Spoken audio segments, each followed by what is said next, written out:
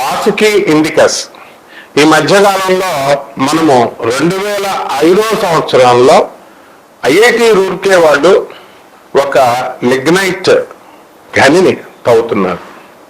అది తవ్వుతున్నప్పుడు ఏమైందంటే మనకి ఒక పాము అవశేషాలు దొరికినాయి, శిలాజాలు, శిథిలాలు.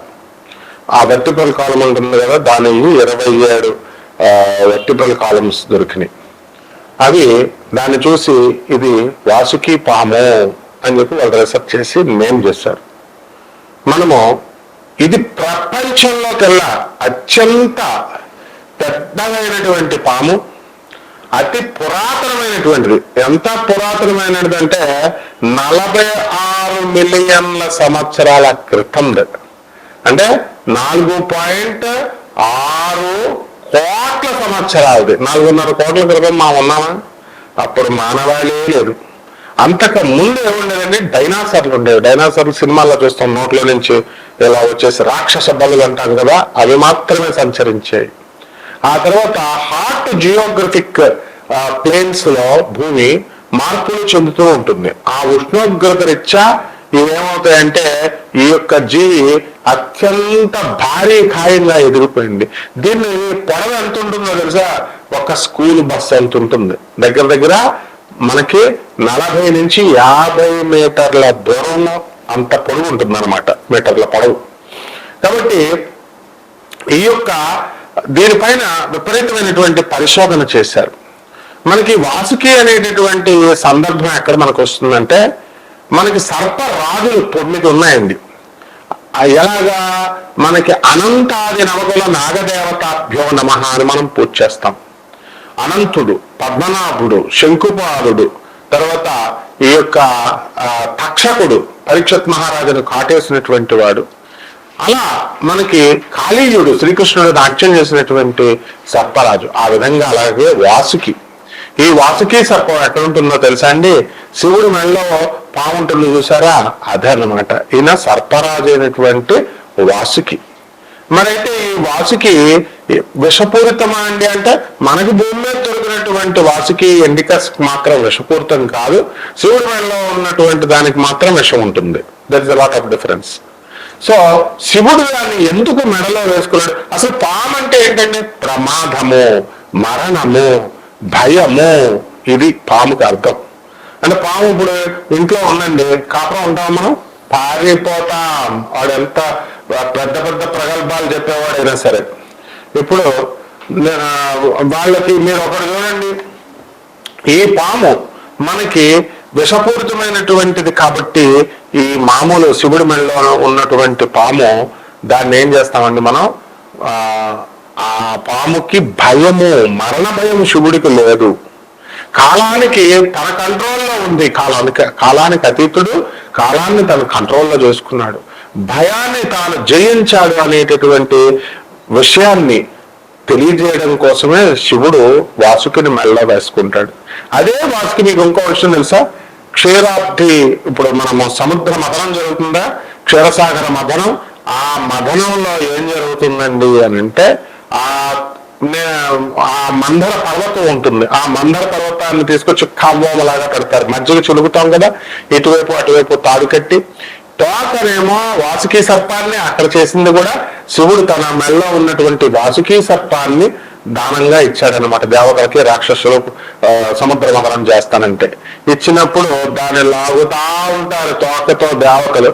అటేమో రాక్షసులు తలకాయ పట్టుకొని లాగుతా ఉంటారు. ఈ యొక్క మందర పర్వతం ఇలా కదులుతుంటుంది. అయితే మందర పర్వతం బురుక్మని సముద్రంలో దిగిపోద్ది, మునిగిపోద్ది. అప్పుడు సాక్షాత్తు జగన్నాథుడైనటువంటి శ్రీ మహావిష్ణువు కూర్మావతారం ఎత్తి ఆ పర్వతం పైన ఇలా డెప్ప కింద ఉంది, ఇలా డెప్ప కింద ఉంది, దీన్ని పైకి తేల్చేలా చేస్తాడు. అప్పుడు సముద్ర మథనం జరుగుతుంది. ఆ సముద్ర మథనం నుంచి మనకి ఏమేమి పుడతాయండి? ఇప్పుడు మనం అనుభవించేస్తున్న అష్టైశ్వర్యాలని అవి పుట్టినాయి, నవనిధులు పుట్టినాయి, మహాలక్ష్మీదేవి పుట్టింది, విషం పుట్టింది, తర్వాత కామధేనువు పుట్టింది, కల్పవృక్షం పుట్టింది, ఇవన్నీ కూడా పుట్టినాయి. అలాగే దరిద్ర దేవత కూడా పుట్టింది.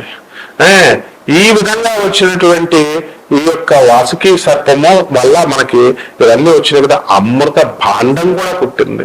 అసలు ఈ అమృత భాండం పుట్టడం వల్ల మనకి ఆ చిలుకినటువంటి చిలుకుల్లో మనకు ఒక 5 చుక్కలు మనకి బయట పడ్డాయి, భూమి మీద పడ్డాయండి. అవి ఎక్కడండి అని అంటే, ఒకటి మనకి ఈ కుంభమేళా జరిగేటటువంటి మన యొక్క ప్రయాగ్రాజ్, రెండోది నాసిక్, మూడోది ఈ యొక్క ఉజ్జయిని.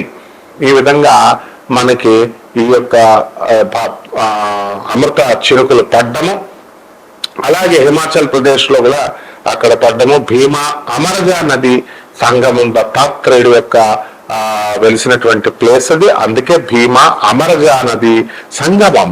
అమరజ అంటే అమర అంటే నుంచి ఈ యొక్క పాదరసం నుంచి, దేవలోకం నుంచి, జా పుట్టిన అమృతం నుంచి పుట్టినది అమరజా నది అన్నాం. సరే, అందుకని ఈ గానగాపురానికి లింక్ ఉంది, ఈ యొక్క వాసుకి సర్పానికి.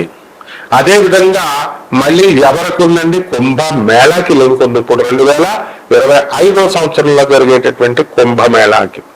మరి ఏమిటండి అందులో స్నానం చేస్తే పుణ్యం వస్తుంది, మోక్షం వస్తుంది అని చెప్తాం. సర్ప దోషాలు కూడా పోతాయి.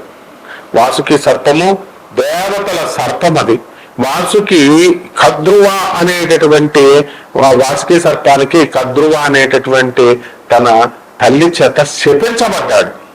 ఎందువలన నాగజాతి అంతటికి కూడా కద్రువ, వాళ్ళ యొక్క చెల్లులు వినతి, ఇలా మిగతా చెల్లులు అందరూ ఉన్నారు.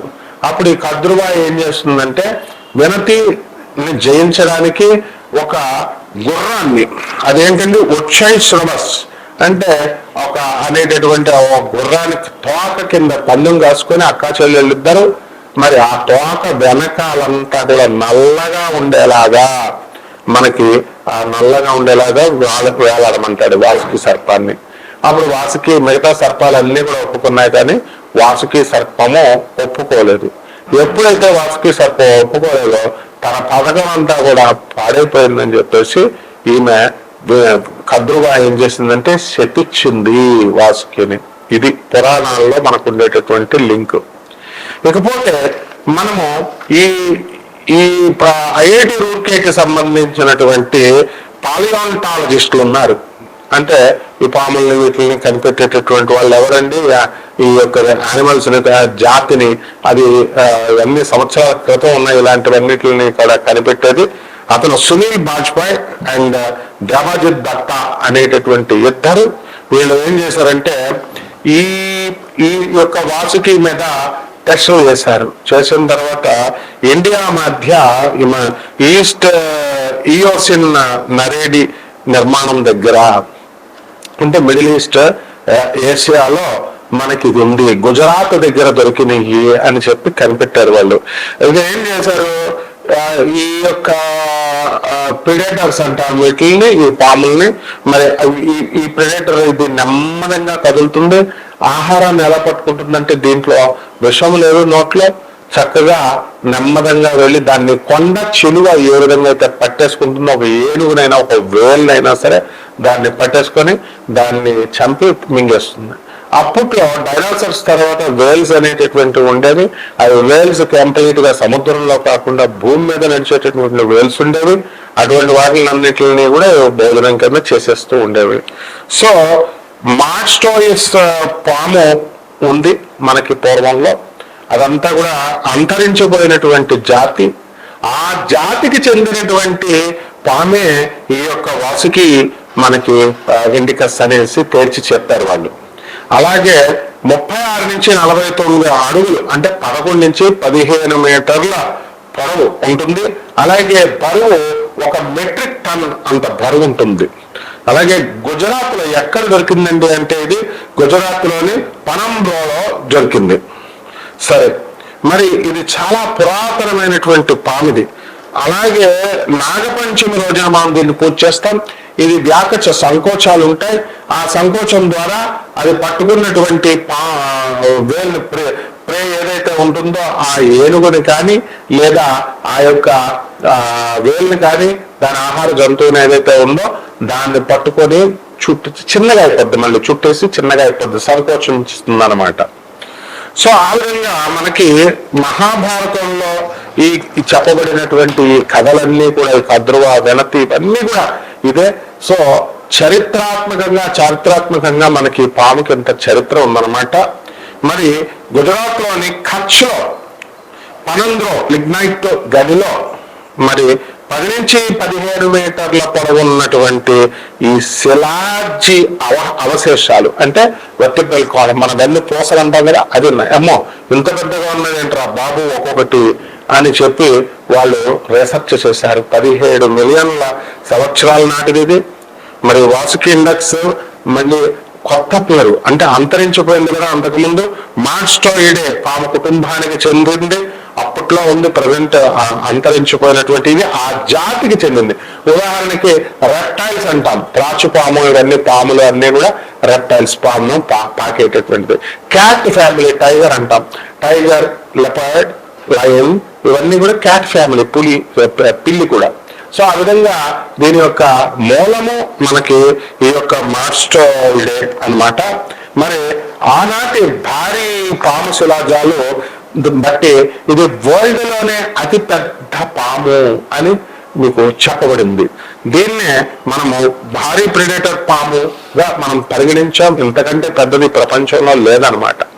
10 నుంచి 15 మీటర్ల పొడవు ఉన్నటువంటి యొక్క ప్రెడేటర్ చాలా ప్రమాదకరమైనటువంటి విషయం లేకుండా. అలాగే సైంటిఫిక్ రిపోర్ట్స్ జర్నల్లో ఇవన్నీ కూడా మీకు ప్రచురించబడ్డాయి, పబ్లిష్ చేయబడ్డాయి. ఇది 100.5 మిలియన్ నుండి 66 మిలియన్ల సంవత్సరాల క్రితం, మళ్ళీ చివరి ప్లేస్టోన్ సీన్ ఉంది కదా, అది 0.126 మిలియన్ సంవత్సరాల క్రితం నుంచి 0.012 మిలియన్ సంవత్సరాల క్రితం, ఇవన్నీ ఈ మధ్య ఈ యొక్క కాలమానంలో, ఆ టైం లైన్ లో ఇవన్నీ కూడా జీవించాయి అనమాట. అంటే ఉదాహరణగా ఎగువగా క్రెటేషియన్ 100.5 మిలియన్ అంటే ఏంటో తెలుసా అండి? 100 మిలియన్లు. 1 మిలియన్ అంటే 10 లక్షలు. 10 మిలియన్లు అంటే మనకి 100 లక్షలు అంటే కోటి. 100 మిలియన్లు అంటే 10 కోట్ల సంవత్సరాల క్రితము, 10.5 కోట్ల సంవత్సరాల క్రితం ఈ జీవరాశులన్నీ కూడా ఉండేదన్నమాట. కాబట్టి ఈ మధ్యన మనం చూస్తున్నాం, కేరళలో చేపలు బయటకు వచ్చేస్తున్నాయి, స్పెయిన్ లో ఓవర్ ఫిష్ కనబడుతుంది, అండ్ లెవిథాన్ అనేటటువంటిది ఒక ఫిష్ ఉంది అని చెప్పి గూగుల్ మ్యాప్ లో మనకి శాటిలైట్స్ ఫోన్ నుంచి ఫోటో తీస్తే ఆ ఫోటో అలాగా ఆ జీవిగా కనబడుతుంది. ఈ లెవిథాన్ వచ్చింది, దీన్ని బైబిల్లో మెన్షన్ చేశారు. ఇది కలియుగం నాటికి అంతమవుతుంది అని బైబిల్లో క్లియర్ గా చెప్పాడు. దేవుడు 3 రోజుల తర్వాత ఇది ఖచ్చితంగా దీన్ని సృష్టి చేశారు. అయితే మొట్టమొదటిగా ఆ లెవిథాన్ ఫిష్ ని, ఆన మగ ఇద్దరిని, రెండింటిని మనకు క్రియేట్ చేసినప్పుడు ఇది సృష్టి వినాశనాన్ని చేయాలి. కాబట్టి దీన్ని ఏం చేయాలంటే ఈ లెవిథాన్ ఫిష్ ని, అది కేవలం 400 కిలోమీటర్ల పొడవు ఉంటున్నారు. ఇంకా మరి అలాంటి ఆ యొక్క ఫిష్ ఆడదాన్ని కూడా ఉంటే వీళ్ళు పిల్లలు పెట్టి మొత్తం ప్రపంచం అంతా కూడా నాశనం అవుతుంది, ఎక్కువైపోయి పాములు మనుషుల మీద అనే ఉద్దేశంతో ఆ ఆడపామును చంపేశాడు. అండ్ కలియుగాంతానికి ఈ పాము వస్తుంది అని చెప్పారు. ఆ విధంగా ఇప్పుడు మనకు జరుగుతున్నటువంటి ఈ యొక్క 4,32,000 సంవత్సరాల వ్యాస పరిమాణం కలియుగం. అలాగే పోతులూరు వీరబ్రహ్మేంద్ర స్వాముల వారు అనేకమైనటువంటి పద్యాల ద్వారా మన కలియుగాంతంలో మనకి ఇప్పుడు 1962 సెప్టెంబర్ 4 నుంచి మనకి 4వ తారీఖు ఫిబ్రవరి 4న ఉదయం 9 గంటల నుంచి 11 గంటల మధ్యలో ఈ యొక్క అష్టగ్రహ కూటమి పుట్టిందని మనకు చెప్పబడింది. మరి బ్రహ్మం గారు చెప్పినట్టుగా మనకి కలియుగాంతం అయిపోయింది. అంటే కలియుగాంతం అంటే మొత్తం అంతా పోవడం కాదు, నీళ్లు కింద వచ్చేసి ఇదంతా జస్ట్ ఏంటంటే భూమి పోయి అన్నం కింద మారిపోయి చీకటి అయిపోయి అట్లా కాదు. యుగ ధర్మం మారుతుంది. కలియుగ ధర్మం మారిపోయి మీకు ఏమవుతుందంటే మలి దశ, కలియుగంలో తొలి దశ అయిపోయింది. తర్వాత ఇప్పుడు వచ్చేటటువంటి నడుస్తున్న మన కాలం కలియుగ మలి దశ అన్నారు. ఇది కందిమల్లాయపల్లిలో మన యొక్క బ్రహ్మం గారి మఠంలో ఉన్నటువంటి పంతులు గారు వాళ్ళ వంశీకులందరూ కూడా మీరు అడిగితే చెప్తారు. వాళ్ళ దగ్గర శిథిలమైనటువంటివి మంచివి అన్ని కూడా బ్రహ్మం గారు రాసినటువంటి తాళపత్రాలు ఉన్నాయి. ఇవన్నీ మీరంతా కూడా వాళ్ళ దగ్గరికి వెళ్ళి చూసుకోవచ్చు. కాబట్టి కలియుగాంతానికి అంతం వచ్చేసింది కాబట్టి ఈ యొక్క ఫిష్ అనేటటువంటిది బయటకు వచ్చింది. అందువల్ల 2005లో ఇది బయలుపడింది. కాబట్టి తస్మాత్ జాగ్రత్త. లెవిటాన్ ఫిష్, ఈ ఫిషెస్ ఓవర్ ఫిషెస్ ఇవన్నీ కూడా వాస్తవాల ఫిషెస్ అందుకే వస్తున్నాయి. చూద్దాం మళ్ళీ మన నెక్స్ట్ వీడియోలో మన యొక్క కలియుగాంతానికి దీనికి యొక్క ఫిష్ కి ఏమిటి సంబంధం అని మీరు రోజు చూస్తూ ఉండండి. లైక్ చేయండి, షేర్ చేయండి, కామెంట్స్ చేయండి. అలాగే మేము రోజుకొక వీడియో చొప్పున ఇస్తూ ఉంటాము. మరి దీన్ని యొక్క సైంటిఫిక్ అప్రోచ్ తో అండ్ విత్ సైంటిఫిక్ ప్రూఫ్స్ తో, రాషనల్ గా, లాజికల్ గా, సైంటిఫిక్ అవుట్లుక్ తో ఇస్తాము. కావాల్సి మీకు దీనిపైన నేను ఇప్పుడు చెప్పిన దాని మీద ఏమన్నా అంటే మీరు కందిమల నాయకుల్లో బ్రహ్మంగారి మఠానికి మీరు డైరెక్ట్ వెళ్ళొచ్చు. అక్కడ ఉన్నటువంటి తాళపత్ర గ్రంథాలను బట్టి నేను చెప్పినటువంటి ఇన్సిడెంట్స్ అన్ని కూడా కలియుగం మలి దశ జరుగుతోంది, నా యొక్క అష్టగ్రహ కుటుంబం అన్ని వివరాలు వాళ్ళు చెప్తారు. శుభం.